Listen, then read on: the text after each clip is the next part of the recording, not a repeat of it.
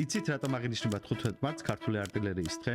32 წლის წინ ამ დღეს ქართულმა артиლერისტებმა აფხაზეთში გუმისთის ფრონტზე რუსული შენაერთების მასირებული იერიში მოიგერიეს. მიუხედავად იმისა, რომ 1993 წლის მარტში მხარეებს შორის ცეცხლის არ განახლების შეთანხმება მოქმედებდა, ოკუპანტებმა შეთანხმება დაარღვეს და შეტევაზე გადმოვიდნენ. რუსული შენაერთები ქართულ პოზიციებს უტევდნენ ზღვიდანაც, ჰაერიდანაც და ხმელეთიდანაც.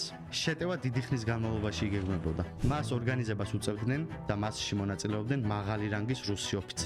ქართულმა შენაერთებამ მტრის ორგანიზებული შეტევა წარმატებით მოიგერიეს, დიდწილად სწორედ ქართული артиლერიის დამსახურებით. ოკუპანტებმა დიდი დანაკარგები განიცადეს და 16 მარტს იძულებულები გახდნენ უკან დაეხიათ. ამ გამარჯვებიდან მოყოლებული 15 მარტს ქართული артиლერიის დღე აღინიშნება. აღსანიშნავია, რომ 1993 წლის ივლისში რუსეთის შუამავლობით დადებული კიდევ ერთი შეთანხმება სოხუმის დაცემის წინაპირობად მათ შორის იმიტომ იქცა, რომ ქართულმა მხარემ რეგიონიდან артиლერია სრულად გაიყვანა. ამას შესაძლებლობა მისცა მტერს ფრონტის ხაზი ყველა მხრიდან გაერღვია და 27 სექტემბერს სოხუმი აეხო.